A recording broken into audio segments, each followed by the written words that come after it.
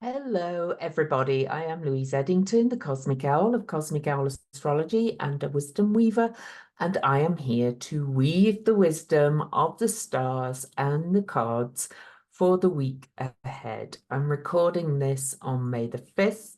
I am going to take this right through till May the 13th, so Monday, May the 13th. All right, and vague apologies for not completing my week ahead for last week. After my trip, I was just so exhausted and I had my webinar that was absolutely superb. And if you didn't attend my Venus Star Point webinar, I will be making it available to buyers, just a download of the recordings and slides and things. So just give me a little bit of time to do that.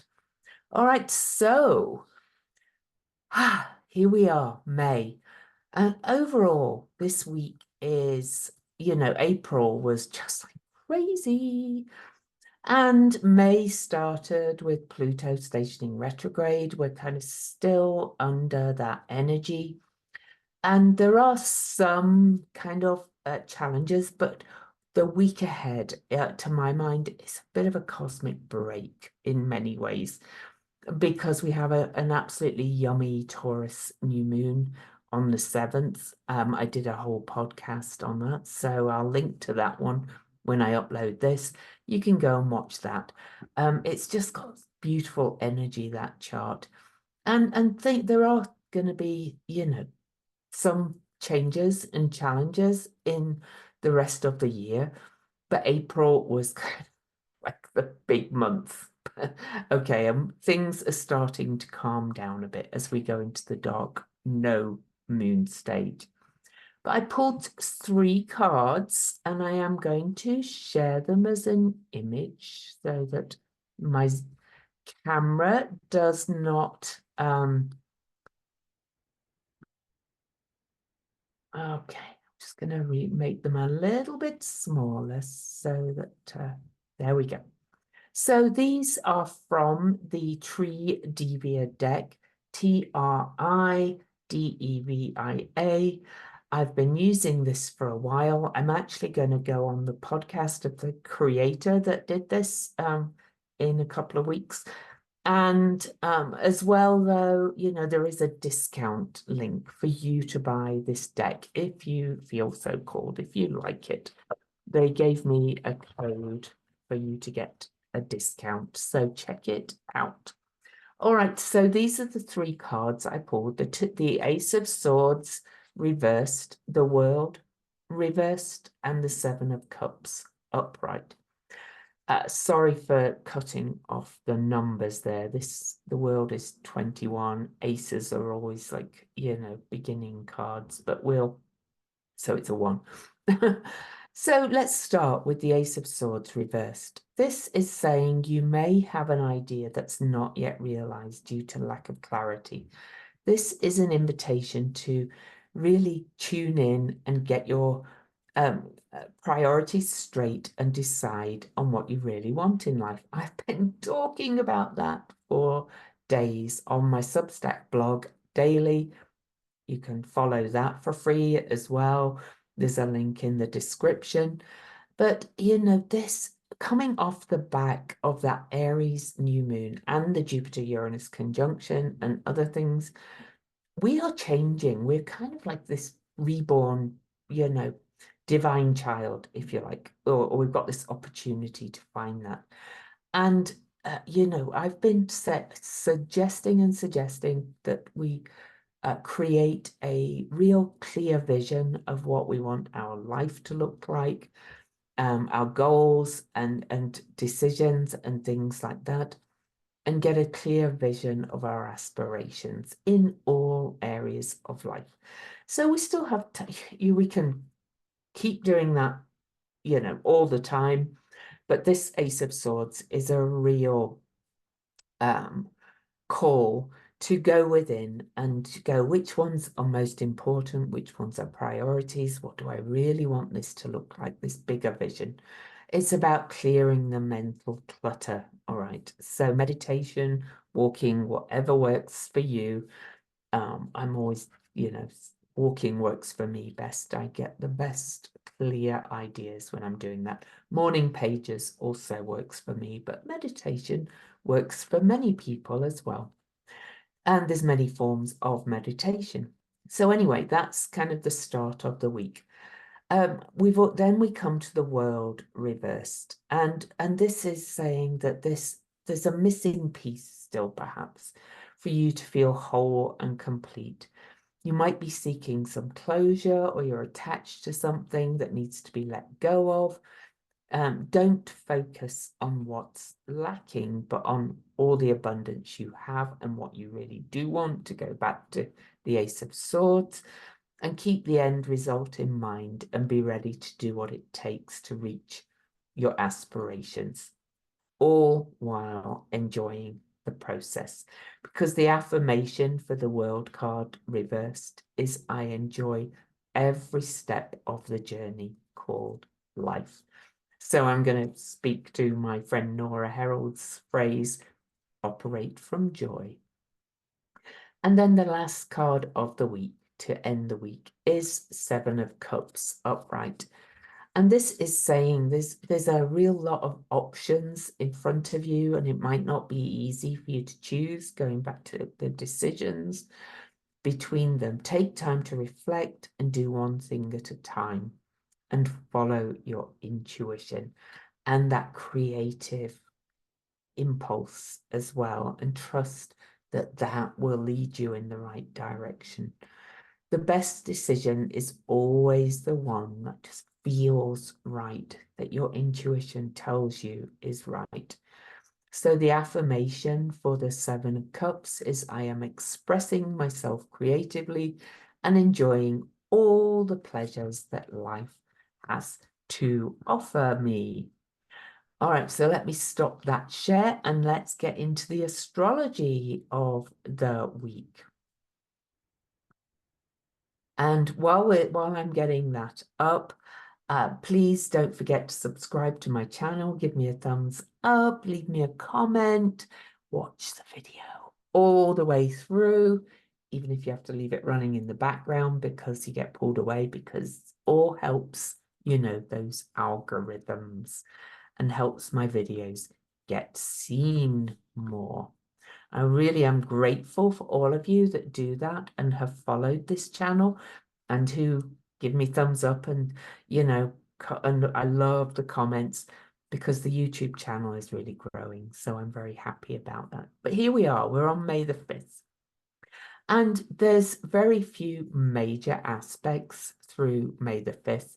The biggest thing I want to talk about today, I did talk in my Substack blog already, is that the moon is in Aries, waning towards a new moon. So we're in that waning, give us shedding, leaving things, releasing energy of the moon phase. And today the moon does conjunct Black Moon Lilith. Sorry, the North Node. And the moon comes up then, and where's Black Moon Lilith there? Let me just calculations.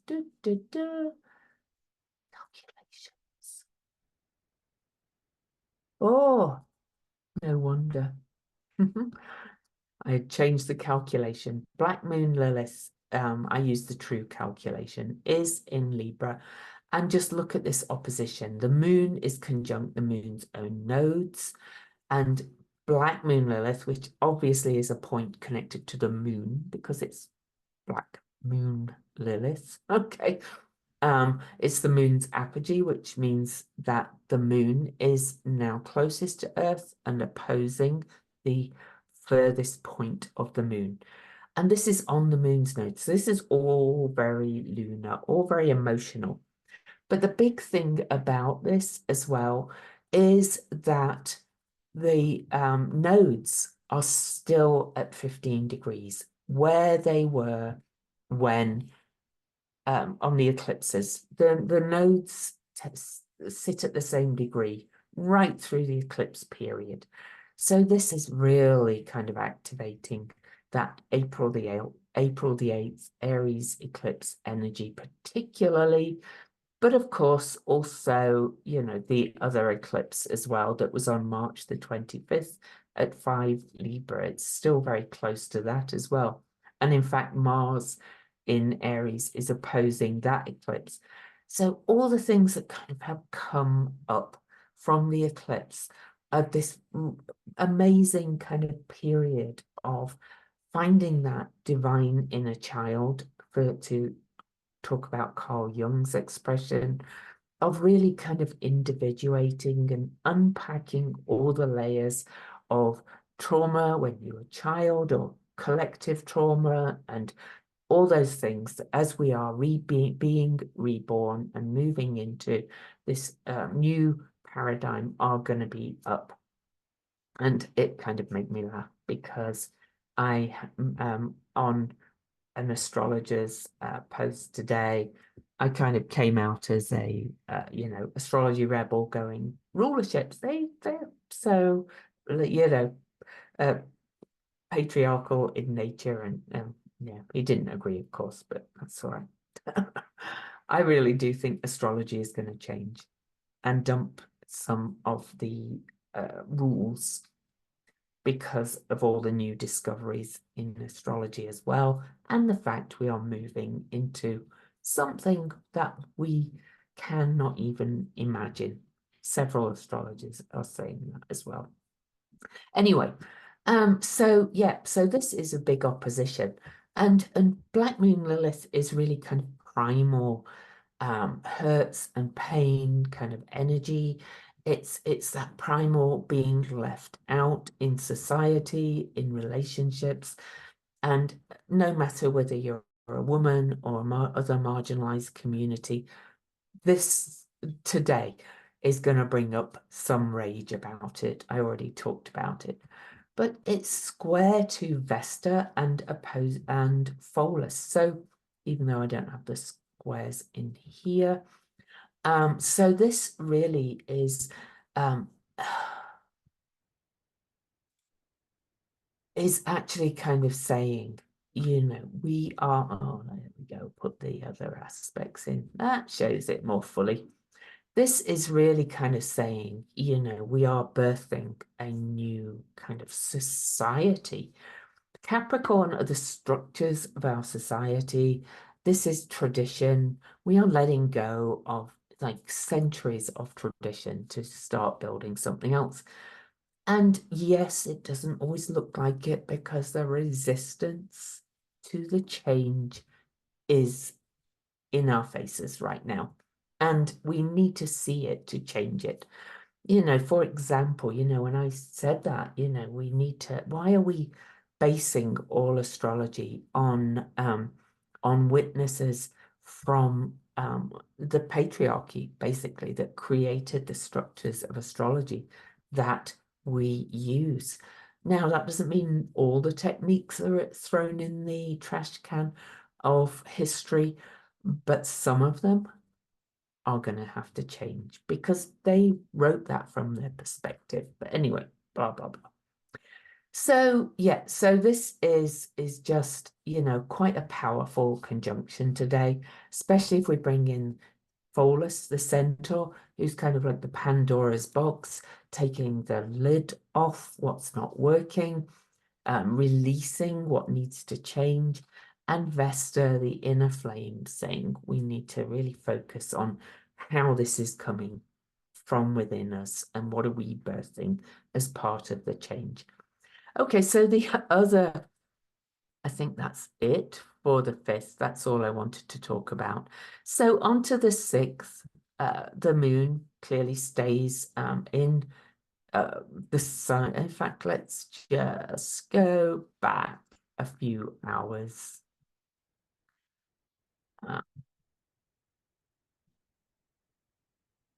All right, so tomorrow, Monday, moon still in Aries. Moon will conjunct Mercury, conjunct Chiron, then conjunct Eris, and Mercury and Chiron will have an exact conjunction later in the day. This Chiron was conjunct that April the 8th eclipse, if you remember. Chiron is the the wounded healer, the key to healing, the shaman. He's the medicine, but he also the poison. It's kind of like, what poisons are we kind of getting rid of so we can be reborn? And so the voice, this is so strong. Eris tends to be a truth teller. Mercury is the voice. Mercury's still not out of shadow of the recent retrograde. But this is, thinking and speaking about what's emerging from that eclipse in so many ways. We're going to see it out in the world. Anyway, yeah, we're going to see it anyway. So, yeah, what are you speaking up for? Think about from that primal rage that's coming up. But think about really self-care, self-care, self-care as well, so you don't kind of go on the aggressive side of Aries attacking. There's a difference between speaking up for things and attacking. I'm sure we all know that. Marshall, what's his name? Nonviolent communication. Marshall Rosenberg. Nonviolent communication is amazing for that. And there's loads of his videos online about that. On to May the 7th, Tuesday. That is the day of the Taurus new moon. The new moon is not till 11:21 p.m. Eastern, though. And so it's actually going to be on the 8th for many of you. But we are in the no moon phase, as on the 7th, when the moon goes dark, and the moon will come up and into Taurus, will conjunct Venus and lead towards that, make a few other little more minor aspects. But this is really, Venus is on her underworld journey. She's on the other side of the sun now. She's not going to be visible for quite a long time.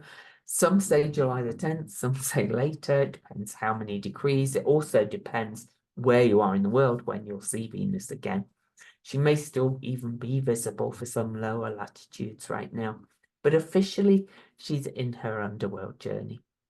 And so the moon, when the moon and the Venus come together, this is like looking at the shifting values that we're going through. You may think core values are core values, but actually I encouraged the Substack readers to do a core values exercise.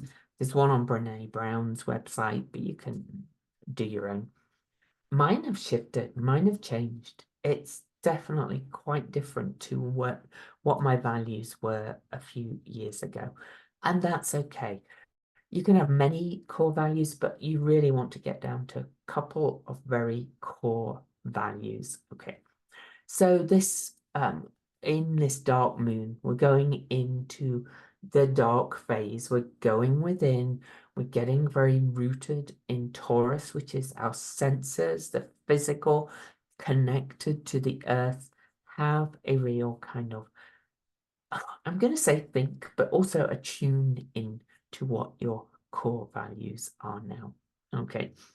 So that's a good use of that day. But also on May the 7th, Mercury has just passed Chiron now and will square Ceres again for the second time. Third, sorry, because Mercury squared Ceres, then went retrograde, squared Ceres, and then is squared Ceres again. And Ceres in Capricorn is taking a good hard look at how the structures of our lives and our society does not meet our emotional needs. Okay, so that's you're kind of going to be having a big think about that on May the 7th as well, while we're in the dark of the moon. So, again, lots of activities that enable you to really kind of process all this stuff that's going on inside is amazing. So then on May the 8th, Wednesday, the moon, remember I'm using Eastern time, so, you can convert. All of what I'm talking about is happening everywhere, but, at a different time of day, depending on where you're located in the world. Moon's still in Taurus on Wednesday, May the 8th. The moon will pass Uranus and conjunct Jupiter on May the 8th, igniting that April the 20th Jupiter-Uranus conjunction that has launched a new almost 14-year cycle in Taurus about money, values, senses, connection with the earth, connection with your senses, all that kind of energy. So, and this is while we're in the dark of the moon again as well, because the moon is always in the new moon phase for 3 days when we have a new moon. So on the 8th, we're still under that energy. This is all really deep within, but it's also that time to set those powerful intentions about what you want to create based on those values, your thinking, what breakthroughs you've experienced since the April eclipse. Also on May the 8th, Mars over here in Aries, in their own sign. Mars in Aries is a bit like a horse out of the gate leaving Pisces. Wants action now, but we're in the no moon phase. But anyway, Mars will come up and try and talk to the hand Lilith. So there's a lot going on around how what's going on in the world is impacting, for want of a better word, those that have been harmed and hurt by the patriarchy. That's not men, because men have been harmed by the patriarchy too, but it's this hierarchical, structural, control, dominating culture that we're talking about. How has it harmed us? We're really tuning in to how the whole culture has harmed us all. And it's kind of in our face at the moment, so that we can really look at it. This is what's happening with the campus protests, with the Middle East situation, with the attack on abortion rights, and possibly on gay marriage as well. I don't think they'll win. I don't think, the backlash of rising authoritarianism will win out in the end. But we're in that, you've got to see how bad it is before we can bring real change in some ways, it feels like to me. All right, so on to the 9th, Thursday the 9th, and the moon will leave the sign of Taurus and move into Gemini, but we are still in the no moon phase until the moon is 30 degrees beyond the sun. So we're still in that, the moon's not gaining light. It's not time for action yet. We're still in the stewing phase, but the moon in Gemini really likes to kind of think about a lot of stuff. So that's what's going on the 9th. I'm just looking at what major aspects are on that day. The lunar aspects are mainly supportive trines and sextiles, but there is a moon opposition to asteroid Lilith and connected to Mars. So, what I talked about fighting for the rights that talk to the hand energy, visioning that, we are going to create this better world in this new paradigm we're moving into. There'll be a lot of thinking about that as well. Okay, I don't want to go through every moon aspect because we'll be here all day. So on the 9th, other aspects, Pluto moved 1 minute. So Pluto is on the move, retrograde, heading back to do a little bit of a mop-up in Capricorn on September the 1st to November the 19th. Pluto sextiles the wise owl, the strategist, the creative intelligence asteroid, Pallas Athena in Sagittarius. And she is retrograde too and has been for a while. You know, we kind of started to get some clarity about what we want to create, but there's some things we need to revisit first before this very clear strategy can be honed, I'm going to say. Because I wouldn't not create your vision at this point, but be prepared to always go back and edit, okay? Because times are changing so fast. Okay, so also on the 9th, the Taurus Sun will actually sextile the generational abuse centaur or revealer of generational abuse centaur Nessus. It's a minor aspect, but you may have some more things come to light for you. All right, so May the 10th. May the 10th is Friday, Venus Day. And Venus under the beams, as you remember, Venus is at the lovely number of the goddess or number of the divine feminine energy in us all at 13 degrees and makes a lovely sextile to Vesta. This is real kind of priestess energy, you know. It's and again, this is not about men and women, but this is about using that energy of connection and holding space that we're being drawn more towards. The moon is still in Gemini all day Friday, and the moon in Gemini kind of as it squares all this energy in Pisces that is helping us to let go of our limiting beliefs. There's a lot of perception shifting coming up. This will kind of just be a little nudge towards being open to new ideas and new perceptions. All right. And then late on the 10th, the moon will move into her own sign, Cancer. And then on the 11th, we are on to that day already. There's not many major aspects this week, by the way, but Mercury, the biggest aspect on Saturday, the 11th, is that Mercury will conjunct Truth Teller Eris, the table shaker. And, you know, that's coming on the back of the conjunction with Chiron. And the moon now is starting to gain light. So it's really in the action phase, really starting to speak truth to power and take a stand for both yourself and your divine child and to let that ripple out into the world. Mercury is kind of getting out of the shadow, ready to kind of talk about what it learned right through the eclipse season when he was retrograde. Okay, I think that's it. Oh, no, one more.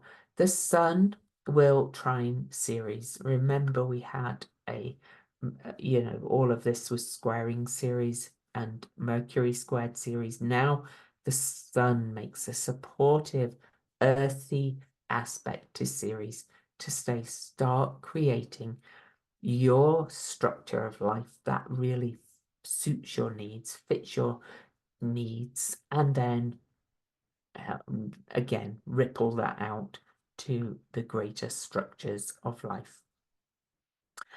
On to, I do want to mention Hygeia. Hygeia, holistic health asteroid, will conjunct the North Node at that 15-degree mark, still echoing what we need to do to create holistic health individually and in the world. So 12th. Sunday the 12th, and we're nearly done. There's no major aspects on Sunday the 12th, but the moon will remain in Cancer all day, is really gaining light now, and the moon will, you know, be very emotional in Cancer next Sunday.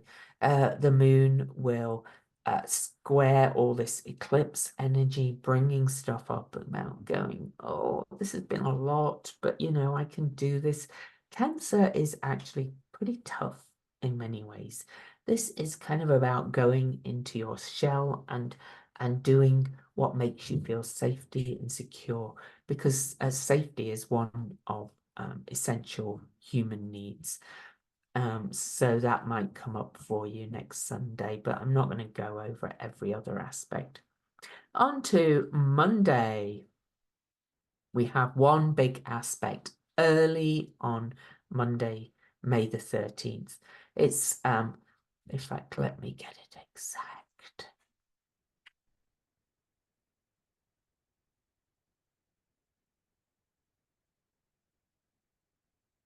Oh, okay, here we go. 5:13 a.m. Okay, the sun will conjunct Uranus. Remember that Jupiter and Uranus have just started this new cycle on April the 20th. Uranus is now back to 23 degrees, which is the degree he stationed retrograde at, or they stationed retrograde at last year. This is also, he's crossing the area where he was in square to the Leo Venus retrograde last year as well. So there's kind of a lot coming from that, but this is breakthroughs. This is really like, this really is our seat of power, this sun. This is the center of our solar system. This is our core energy, and it's the biggest light. It gives us heat. It gives life. The sun gives life. And so this is at 23 degrees, which if you've been following me for a while will know that it's one of my favorite numbers. 23 is the number of chromosomes in our human body. It's the number of days in the biorhythm cycle. It's the number of digits we have, 10 fingers, 10 toes, 2 ears and a nose. It's all these kind of energies, and it's so connected to nature and humanity and all those kind of things. And so I think this is a big conjunction. We've seen talk of our DNA is changing, we are changing, and we are changing, maybe not, I don't know if DNA can actually change. We've still got the same number of chromosomes, but maybe they'll be kind of, adjusted a little bit. But we are really kind of changing and awakening to become something new in response to what's changing in the world. I love this conjunction here. If you have anything, I mean, this is a collective one, but if you have anything around 23 degrees of your chart, especially in the fixed signs, which is Taurus and Leo and Scorpio and Aquarius, you'll feel it. It's connected to things that developed under that Leo retrograde, where I did the Venus retrograde class, and the Venus star point that began on August the 13th last year. I promise you, kind of that energy of the more earthly, yin connected energy is growing. So this is a big step in that process. And you can see then that right after that, the moon moves into Leo at 6:36 a.m. and there's no major aspects till later in the day after an opposition to Pluto, which is now moved 2 minutes, okay, backwards. Pluto's starting to move faster. This is going to start really building on the chaos that we're coming out of that was April. So it's quite a nice week ahead. It's a nice new moon. The aspects are supportive. Something big is building, but it takes time, really takes time. All right, love you guys. Don't forget to subscribe, all that kind of stuff. I will see you next time.